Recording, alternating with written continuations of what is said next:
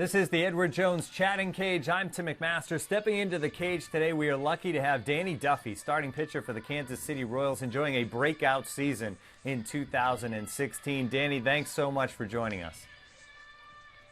Hey, thanks for having me, guys. I appreciate it. All right, fans, you know how this works. Use that hashtag Chatting Cage on Twitter. You can get us questions that way. Use the MLB Fans app as well. And, of course, press that button to get in line. You can get on live with Danny and ask your own questions. We're going to start with social media. And, Danny, we go to the MLB Fans app. Tommy Basguy wants to know, this is an obvious one, what's your favorite barbecue place in Kansas City and why? Oklahoma Joe's. Get in on that Z-Man, and you can never go wrong. Of course, all of them are pretty solid. I like Jack Stacks, let's see, Arthur Bryant's, but Okie Joe's is my favorite for sure. Yeah, so many options in Kansas City. I've been a couple times, haven't even been able to get to them all because there's so many different places that you can get great barbecue in Kansas City, including some of the lesser-known places. We have a fan ready to go now. Fan, go ahead with your question. Introduce us. Let us know who you are. Ask your question of Danny Duffy. Hi, I'm Ben.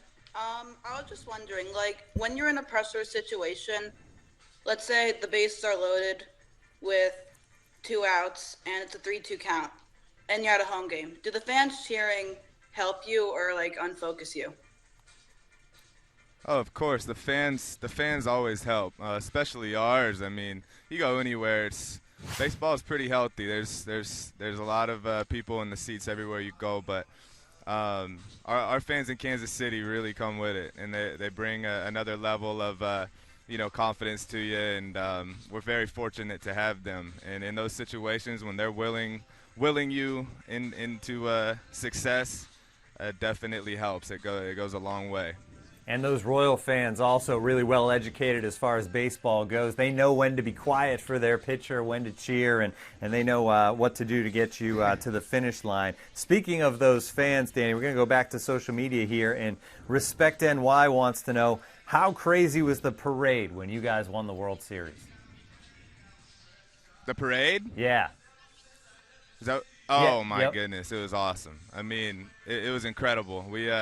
We had something like 850,000 people, and just coming together to celebrate something that we accomplished, that we had set out our whole lives to do, and it was pretty amazing. I mean, again, we're very fortunate to have the fans that we have, and it definitely provides some incentive to do it again, because once you get that rush, I mean, the only way to duplicate it is by going back, and that's our goal day in and day out. Yeah, the first time in 30 years to win the World Series. It was that sea of light blue in downtown Kansas City. It was really an unbelievable sight last fall after you guys won it all. Danny, we have another fan ready to go. Fan, go ahead, tell us your name, where you're from, and go ahead with your question for Danny.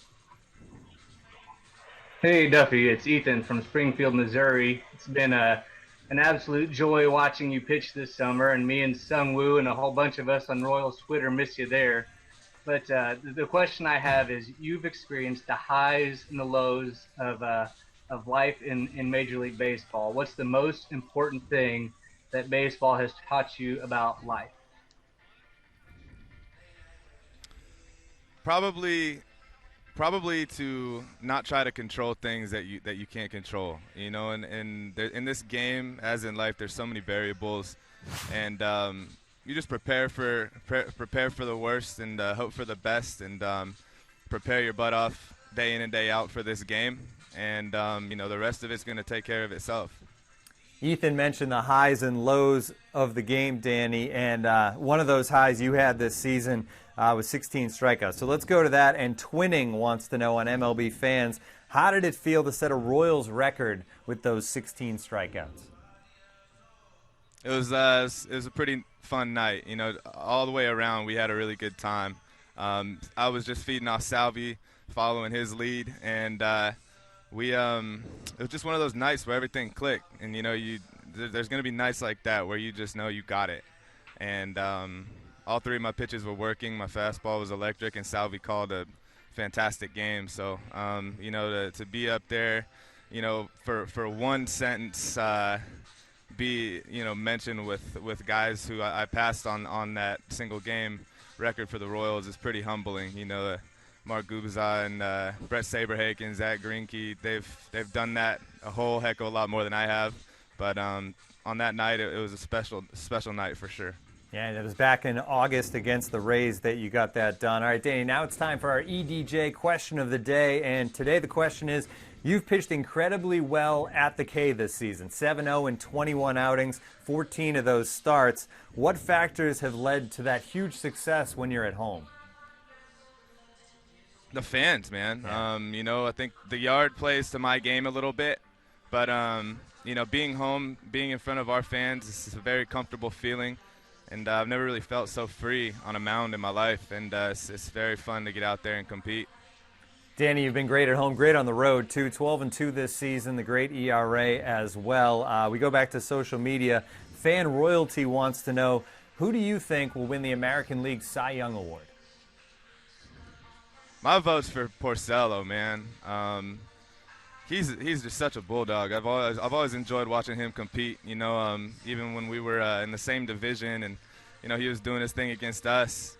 You know, you become a fan of a lot of people in this game, and I think that he's had a heck of a year. What he's doing right now is impressive, especially in that park.